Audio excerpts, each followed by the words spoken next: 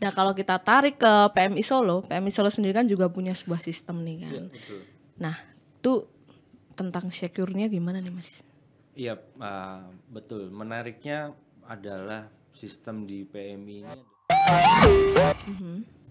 Jujur yang paling harus Anda jaga itu apa? Email. Email. Semua riset, semua pengaturan, semua setting itu bisa di feedback melalui email. Luar biasa. Karena kadang ada orang yang nggak sadar kan.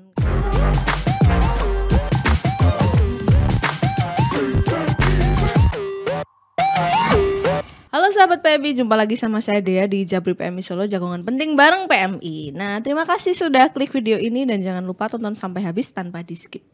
Kali ini saya dengan teman ngobrol saya akan membahas banyak soal kasus-kasus yang baru hits lagi nih. Tapi ini kaitannya dengan zaman modern. Wow. Modern. Ada Mas Theo. Ada gini-gini. Aisyah gitu ya. Nah Mas Theo, kita kan belakangan ini Indonesia tuh baru dikejutkan dengan berita-berita yang tentang hacker atau yang lain sebagainya itu, atau peretasan informasi pribadi, data pribadi. Nah sebenarnya kan rame nih, datanya diretas. Sebenarnya diretas itu apa sih Mas? Oke, retas ya. Retas itu dalam kamus KBBI. Wow, Agak berat KBBI. nih. Waduh. Halaman berapa nih? Iya, dalam arti sebenarnya retas itu kan celah ya. Ada celah, artinya benang yang terkoyak gitu kan. Kayak sinetron. Jadi Oke, jadi gimana? Jadi intinya ada sebuah media atau kita sebutlah itu sistem dalam bahasa TI ya. Sistem yang ada terdapat celah dan bisa dieksploitasi oleh pihak baik yang punya sistem maupun secara eksternal. Oke. Artinya itu sih. Artinya itu ya, berarti ada celah yang bisa dimanfaatkan oleh pihak lain gitu maksudnya. Oke, luar biasa. Nah, ini nih siapa nih Mas yang pertas dan tujuannya dia tuh apa sih sebenarnya? Oke, sebenarnya dari pribadi yang meretas artinya ya. Ini ada banyak tujuan nih, tergantung dari siapa yang meretas. Kalau ada istilah dari istilah IT itu kita sebut dia sebagai hack ya. Hacker istilahnya ya. Hacker ini sebenarnya banyak yang mengkategorikan hacker ini menjadi dua. Yang pertama adalah hacker topi abu-abu. Wih, topi abu-abu. Gimana tuh maksudnya tuh? Ini kayaknya yang tahu istilahnya cuma anak-anak IT aja nih. Iya. Jadi kalau kita sih di kalangan IT dia disebut ada dua nih, topi abu-abu dan topi hitam. Hitam, oke. Abu-abu ini dapat dua manfaat. Artinya dia bisa sebagai penengah dari sebuah sistem, juga sebagai pihak yang merugikan dari sebuah sistem. Artinya gini, misalnya saya Mbak Dea, ini sistemmu ada yang kacau loh, ada celah di sini. Oke. Itu manfaat artinya kan. Oke. Tapi di satu sisi saya bisa bantu nih. Oh gitu. Kirim dong ke Jadi sini gitu. gitu. Abu-abu namanya kan. Jadi okay. gray zone lah istilahnya tuh. Jadi dia mau bantuin tapi ada tujuan tertentunya begitu. Betul. Kalau topi hitam tuh dia lebih menjat sebuah sistem. Ini sistem jelek. Langsung dia saya kacaukan, blah gitu. Jadi udah kacau balau, ya, dia tinggal ngasih kirim aja feedback ke saya, bisa kok saya dandanin. Gitu. Oke. Tujuannya sih itu. Jadi ada yang memang beranggapan baik buat sebuah sistem karena ada apa namanya, ada unsur yang mengandung ini sistem harus diperbaiki dalam hal ini. Yang kedua ada yang merugikan juga bahwa sistem ini jelek dan memang harus bayar kepada seseorang untuk bisa lebih baik lagi gitu. Oke, itu plus minusnya kalau topi abu-abu. Betul. Terus kalau topi hitam? Kopi itu dia lebih cenderung ke tujuannya tidak lebih dari uang sih sebenarnya. Oke. Jadi banyak memang yang memanfaatkan seperti yang kita tahu ransomware dan lain-lain. Ya, dia mengacaukan sebuah data seseorang untuk dia bisa dandanin dengan kata lain ya harus ada harga yang dibayar untuk ini kan. Oke. Dan itu istilahnya hanya anak IT yang kenal, Mas. Iya, Atau mungkin enggak masyarakat sih, umum sudah tahu. Iya, saya juga baru kenal kemarin sih Oh, baru kenal sebenarnya. kemarin. Di Citayam. Oh, ikut fashion week Tapi waktu nggak itu beli mereka. Nutrisari, nggak beli Nutrisari. Oh, aduh, ya nggak apa-apa deh, sponsorin aja. Oke, jadi ternyata seperti itu ya. Siapa yang meretas itu ternyata ada klasifikasinya dalam dunia IT. Nah, kenapa sih Mas sebuah data itu bisa sampai diretas dan dampaknya sendiri apa?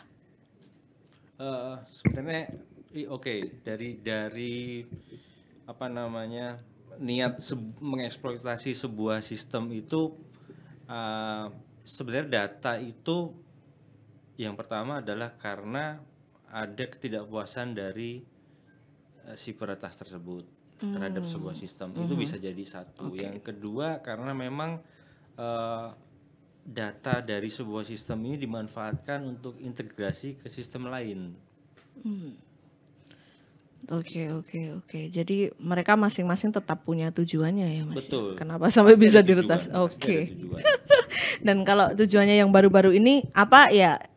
Eh, ya mungkin ya karena memang ini tahun politik ya. Wih, iya. Jadi mungkin ya yang kita lihat di yang marak di berita ini kan semua yang terlibat dalam unsur politik mereka yang dibahas gitu. Data-data mereka sendiri kan. Nggak ada data saya di sana. Jadi tetap ada tujuannya ya. Yang pasti nggak cuma karena iseng gitu kan ya, Mas. betul. Tapi ada Kak orang yang meretas karena iseng aja yang coba gitu. Ada ya? seperti halnya topi abu-abu lagi tadi. Oh, Jadi dia memang ada sebuah sistem yang terdapat di Google Search misalnya di mesin pencari Google dan dia mencoba iseng buka dan dia bisa masuk terdapat kontak personnya, oke, langsung hubungi deh. Oh ini ada yang memang sekedar iseng atau ada forum juga sih untuk para hack itu. Oh, ada forumnya mereka. Juga forum. Wih, keren nih. Ada forumnya, forum hacker. Ngeri, jangan-jangan mereka saling ngehack satu sama lain gitu. Nah, ngobrol-ngobrol soal hacker biasanya kan kaitan erat dengan sebuah sistem ya, Mas. Iya. Nah, kalau kita tarik ke PMI Solo sendiri kan juga punya sebuah sistem nih kan. Iya, betul. Nah, itu tentang secure-nya gimana nih, Mas? Iya, betul. Menariknya adalah sistem di PMI ini adalah dikelola oleh orang-orang PMI sendiri. Yang menjadi celah sebuah sistem itu terkadang memang ada keterkaitan pihak ketiga di sana. Dan menariknya semua server PMI ini kita kelola sendiri, kita rawat sendiri, kita maintenance sendiri dengan tadi data-data privilege yang memang ada yang boleh diakses dan ada yang tidak bisa diakses dari luar. Jadi ya kita sendiri yang tahu kapan sih pendonor ini bisa donor, kapan pendonor ini tidak boleh donor, kenapa dia tidak boleh, itu privilege-nya sama seperti halnya ini medical record di rumah sakit. Ya. Nggak mungkin sampai keluar orang ini punya penyakit apa. Betul. Ada data yang boleh disebarluaskan, ada data yang secara terbuka. Artinya memang kalau kita lihat ya di berita yang sekarang ini banyak data-data yang bocor itu kan memang data-data yang memang diakui secara publik, artinya data KTP di sana, betul kan? Nah, itu mungkin bukan bocor sih karena memang ya itu data yang memang boleh dipublikasikan, hanya memang ada celah. Oke. Berarti memang data itu layak sebenarnya ya untuk dipublikasikan dan publik mengetahui data itu pun juga sebenarnya nggak apa-apa kan ya. Oke. Tapi ada kemungkinan nggak, Mas? Kemungkinan untuk diretas. Pasti. Oh, pasti. Saya bilang pasti. Serapatnya kita buat sebuah ruangan gitu, pasti ada celah cicak untuk masuk gitu kan, semut untuk benar. masuk. Betul. Semua sistem nggak ada yang sempurna, saya bilang. Sistem apapun itu. Saya juga nggak tahu bagaimana resikonya Mark Zuckerberg buat sebuah aplikasi. Betul. Atau Google platform yang begitu besarnya banyak resiko di sana. Tapi mereka mendukung hacker ini memang bekerja untuk mereka. Cari celah sistem saya sebanyak-banyaknya dan saya akan bayar kalian gitu. Di kita pun seperti itu, banyak relawan. Bahkan bulan kemarin ada juga yang relawan yang mencoba menembus keamanan kita dan dia berhasil. Oke. Ya kalau boleh saya nggak bisa sebut nama, tapi dia relawan dari PMI Banda Aceh. Dia bisa nembus ke kita dan baiknya dia menginformasikan ke saya, Mas ada celah, walaupun sudah kacau duluan, tapi Walaupun dia sudah bikin kacau dulu. iya, tapi setidaknya dia menginformasikan. Jadi mungkin hal itu bisa menjadi koreksi buat kita ya sebenarnya, bahwa ini loh sistem kalian tuh ternyata masih bisa dibobol orang lain kayak gitu ya. Oke, luar biasa. Nah, itu tipsnya gimana sih Mas, kita sebagai orang yang awam ya, khususnya saya, gimana cara menjaga data-data pribadi itu? Oke, yang pertama ya ada benarnya yang Pak Menteri itu bilang bahwa itu kesalahan dari user sendiri, kenapa tidak mengganti password secara berkala. Itu memang penting, sangat penting. Bahkan di segala sistem itu memang ada prosedur untuk pembuatan password secara berkala. Di sistem apapun itu. Jadi mungkin email, akun-akun sosmed dan sebagainya mungkin mereka nggak punya prosedur untuk itu. Tapi memang baiknya kesadaran dari kita untuk selalu mengubah password untuk lebih memprivilege apa yang perlu kita simpan. Untuk akun-akun yang dianggap privat atau primer, misalnya email, jujur yang paling harus Anda jaga itu apa? Email. Semua riset, semua pengaturan, semua setting itu bisa di feedback melalui email. Luar biasa. Karena kadang ada orang yang nggak sadar kan, minta emailnya, ternyata email itu bisa menjadi istilahnya pintu masuk ya. Iya, betul. Oke. Terus kemudian apa Mas? Kemudian layaknya sebuah sistem ini memang kita banyak sistem yang saling berkesinambungan ya. Misalnya hanya contoh, anggap saja BPJS dengan rumah sakit, dengan PMI mungkin, dengan yang lain ini saling berintegrasi data. Narik data pasien di sana, narik data pendonor di sini kan, saling berintegrasi. Artinya ada kecenderungan direct dari satu sistem ke sistem lain saling nembak. Sebaiknya jika memang sistem mau dibuat terbuka sedemikian rupa harus ada bridging, artinya ada jembatan. Di situ keamanan akan menjaga sistem satu dan yang lainnya nggak saling interrupt. Ternyata cukup sulit ya menjaga data pribadi. Berarti kayak ganti password di sosial media itu perlu Mas? Secara berkala? Saya kira perlu. Ganti pasangan gimana nih? Tolong di-cut ya.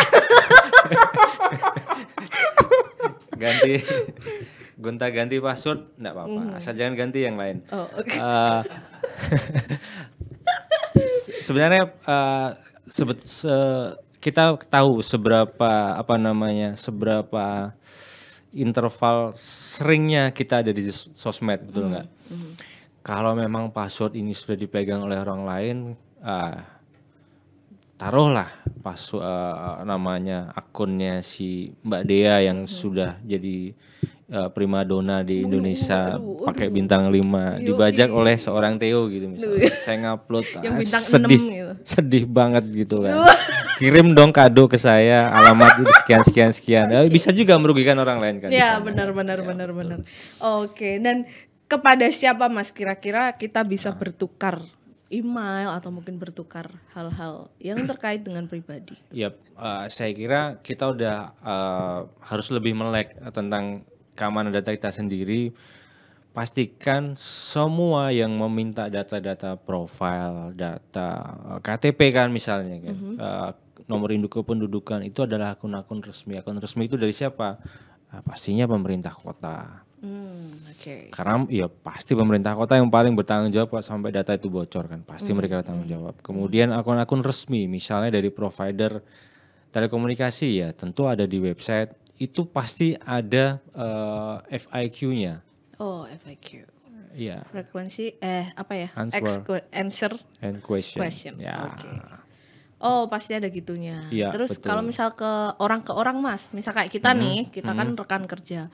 Boleh nggak sih kita saling berbagi email atau mungkin harus disendirikan mana yang email pribadi, mana yang untuk bekerja? Iya, sebaiknya iya. Untuk banyak juga yang sudah berlaku demikian bahwasanya untuk hal-hal yang bersifat serius, kita pakai akun yang serius nih. Untuk hal-hal yang mungkin corporate, saya nggak mungkin pakai email pribadi kan.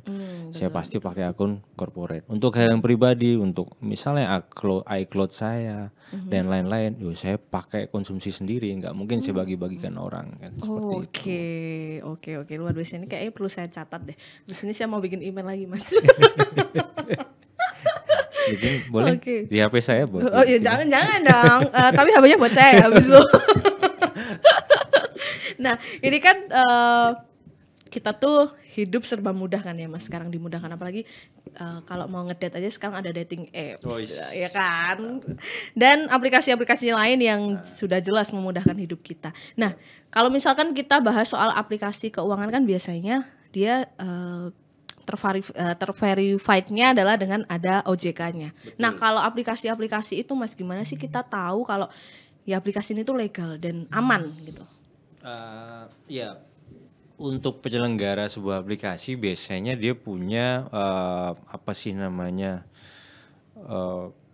identitas corporate dari yang bisa didapat dari satu website, kemudian akun sosial media mereka, alamat resmi pasti. Kemudian ada call center. Kalau kita bilang ini ditanggung jawab misalnya yang dulu pernah marak tuh pinjol tuh kan. Ada verified by foto, KTP juga foto gitu sama kan. KTP gini ya. Dan rumah juga gitu kan. Karena memang ada OJK di sana dan ada akun resmi dari OJK, call center dan lain-lain. Nah, artinya kita kunjungi dulu situs-situs resmi mereka. Kita lihat memang apakah verified, kemudian ada hal yang berkenaan dengan hukum. Itu pasti ada di website mereka tentang collecting data ini akan dilakukan seperti apa dan sebesar apa tanggung jawabnya. Ada.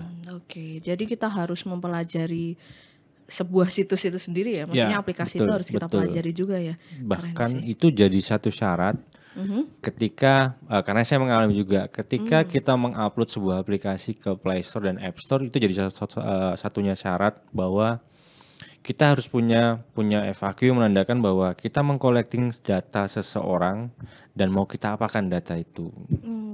Oke, jadi kalau mau bikin aplikasi itu pasti ada step itunya dulu. Pasti ada. Oke, berarti Yang resmi ya. yang resmi.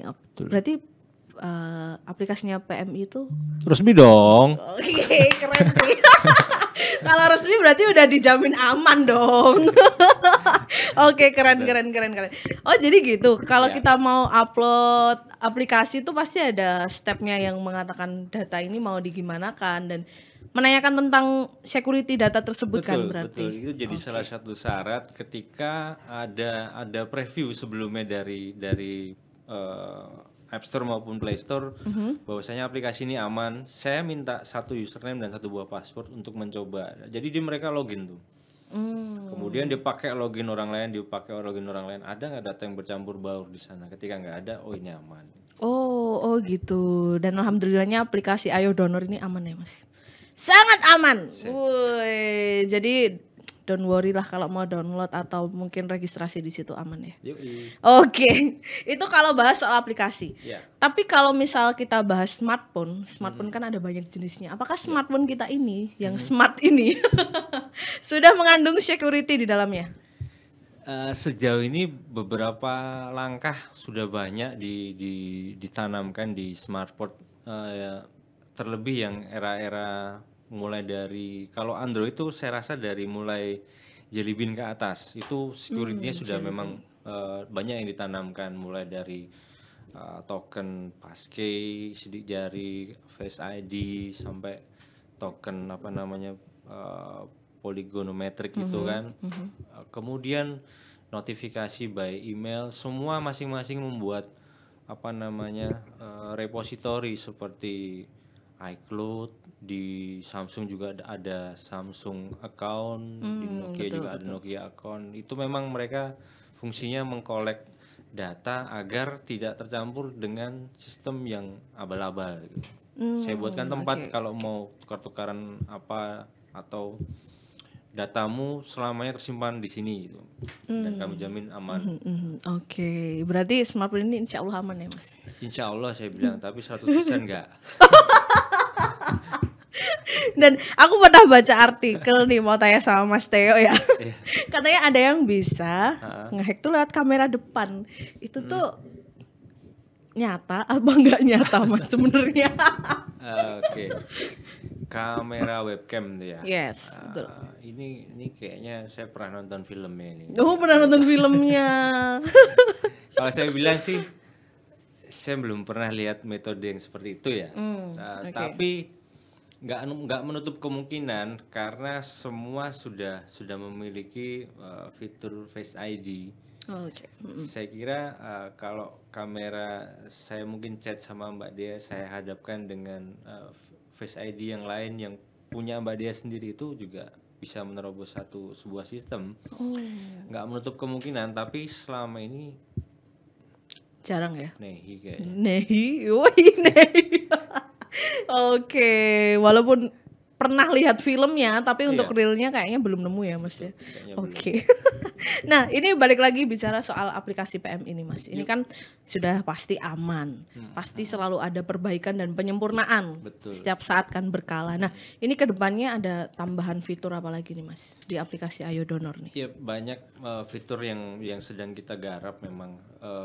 Salah satunya perbaikan bug, dan pastinya penambahan fitur.